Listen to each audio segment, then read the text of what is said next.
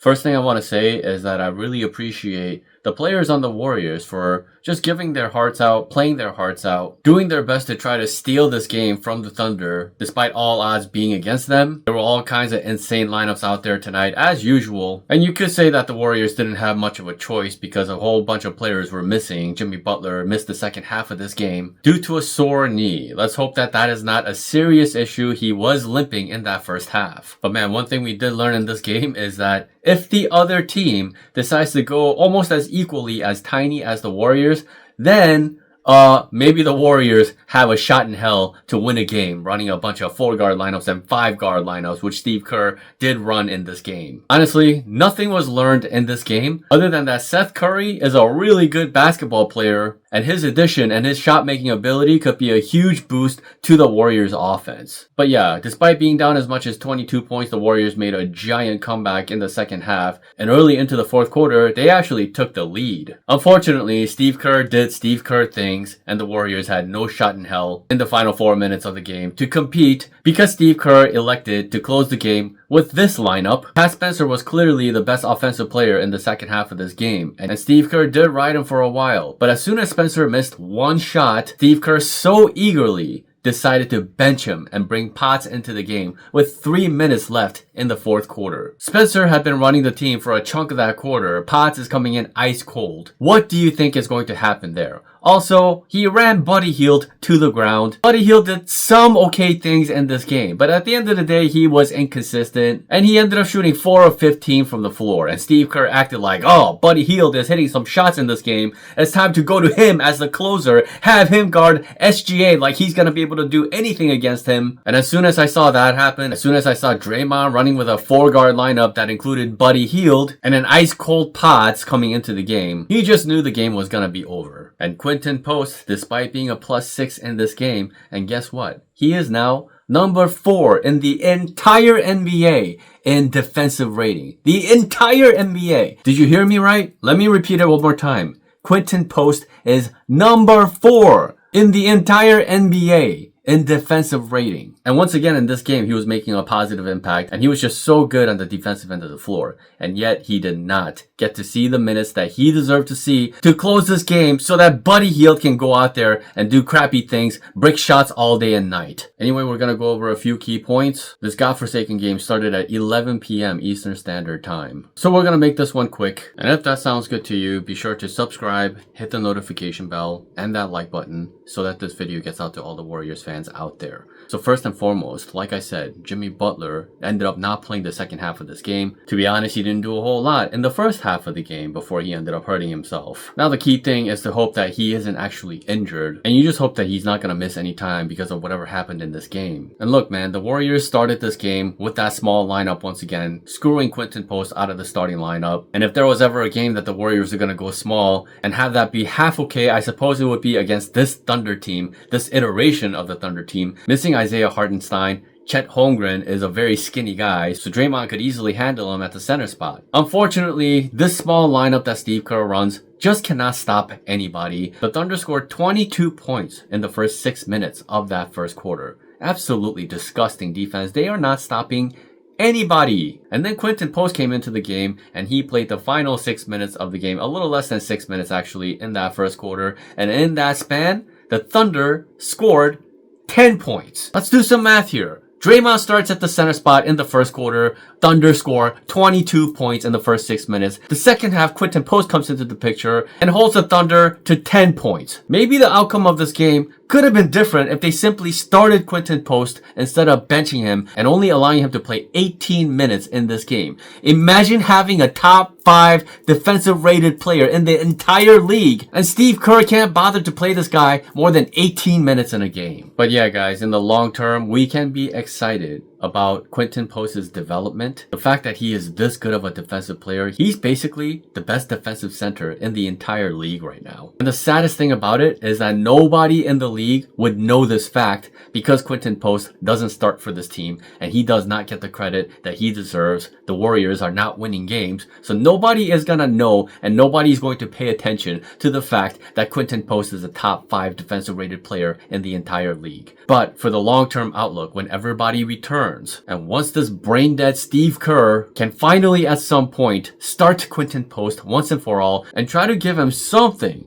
close to a starter's role, starter's minutes. Can we just give the top 5 defensively rated player 25 minutes per game? Is that doable? Can we do that? Because if a player is that good on the defensive end, the longer he stays on the floor for your team, the better off you're going to be. And now we know that DeAnthony Melton is really close to a return. He is going to return at some point during the Warriors road trip that's coming up. And we just saw a glimpse of how good Seth Curry can be in rotation for the Warriors. He is super efficient instantly. Seth Curry is one of the best shot creators off the bench on the Warriors. Actually, one of the best shot creators at the guard position for the Warriors, period. That isn't named Steph Curry. And how disgusting was it when Seth Curry hit a ridiculous 3-point shot in that fourth quarter? Seth Curry hit a few ridiculous shots in this game. But man, not only can he create a shot for himself, that threat of his shot, he is such a threat. He is the best 3-point shooter in the entire league last season. And the fact that he hasn't played a single game this season, not even in the preseason. We didn't even get to see Seth Curry play for the Warriors in the preseason. And yet this guy comes in and immediately makes an incredible impact in his first game with the Warriors. And this has got to spell the end for Buddy Hield. The end! Seth Curry played 18 minutes in this game. He scored 14 points on 6 of 7 shooting from the field. That is amazing. Buddy Hield, meanwhile, played 28 minutes in this game, including the closing minutes, and he had 13 points on 4 of 15 shooting from the field. Absolutely disgusting. Absolutely vile. And even though Draymond did do some good things at the center spot in this particular game, at the end of the day, especially late in that fourth quarter,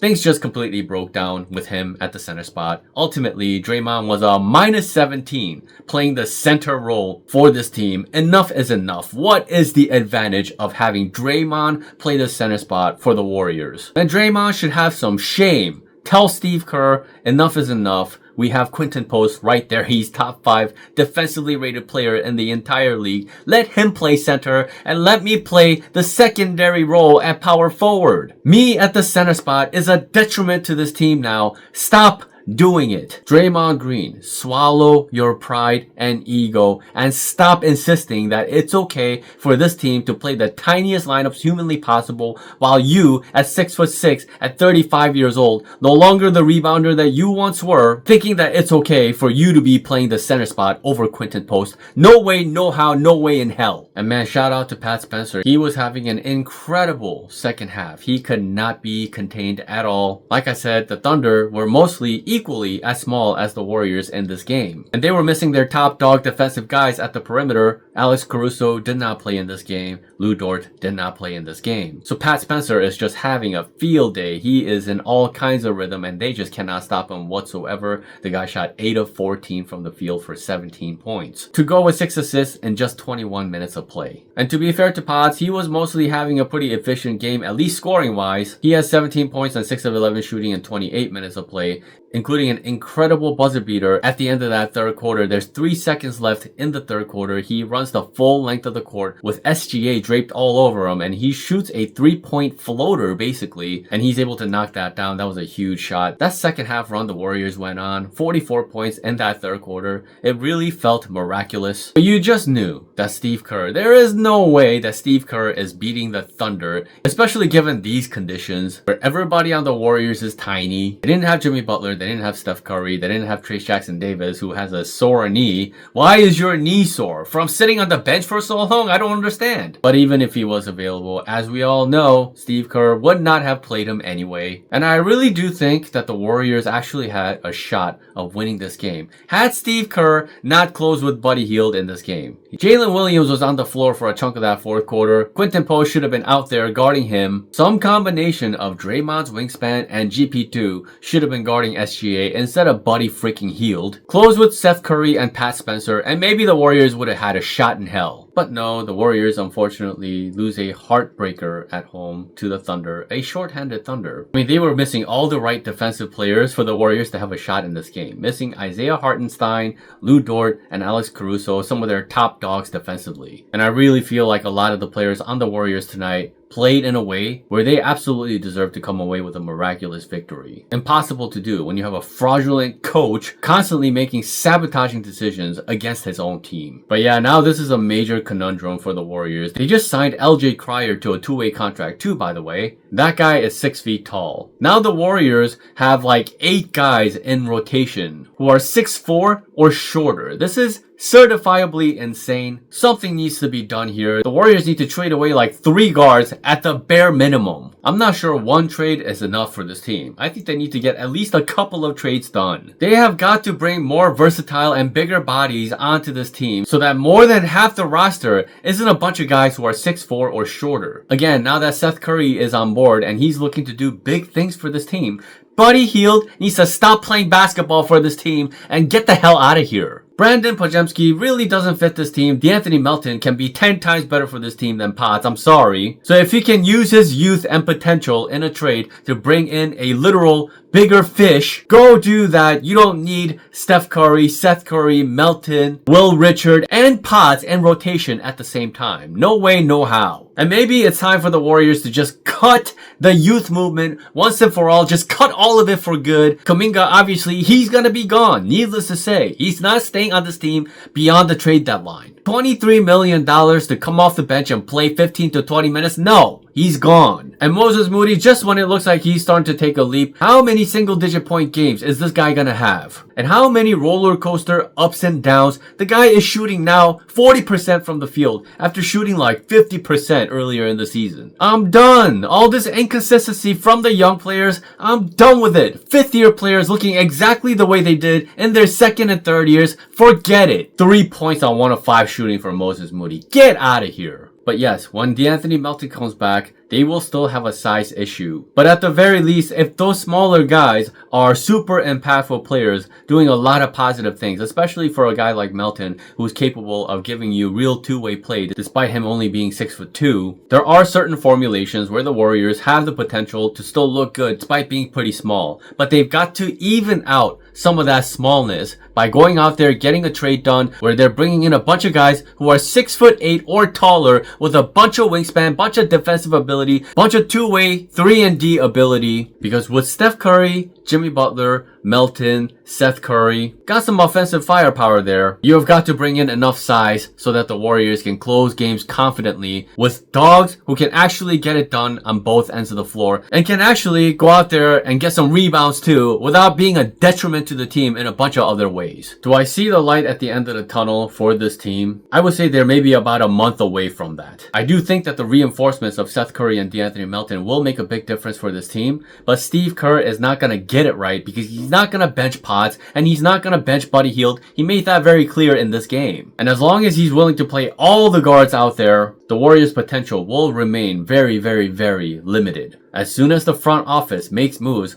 gets rid of a bunch of these guards and a bunch of these kids, that is when things are going to turn around for this team. And at that point, if they are able to make enough of a run to get into the 6th spot and get into the playoffs, that is when things will get really interesting for this team. Until then, it's going to remain a shit show with the continued tiny lineups you've ever seen in your life. And now, of course, the Warriors are back to 11-11, a mediocre 500 team, and 5 of their next 6 games are on the road. Sounds like fun times ahead, doesn't it? We don't know when Steph Curry is going to be back. He's not back to doing basketball activities yet. We don't know Jimmy Butler's status. It's up in the air for now. So like I said, for the foreseeable future, we should continue to see turbulent times. But man, Seth Curry is really freaking good. Even though it's giving me PTSD symptoms from the fact that he's 6'1", he is a super unique 6'1". The best shooter in the entire game. And he's gonna make a big difference for this team. And I definitely am looking forward to the return of DeAnthony Melton because we need to get a real good look at how his defense looks, especially coming off that ACL injury. But man, this game got exciting for a minute there. I just knew as soon as Steve Kerr left Buddy Hield in there to close the game, it was already over. With that said, their next game is on the road against the 76ers on Thursday. That's another team that runs a lot of guards on the floor, and the 76ers are only 6-6 at home. So maybe the Warriors can somehow find a way to steal that game. But Thursday is when I will see you next. Thank you so much for watching. I'm gonna begrudgingly say it.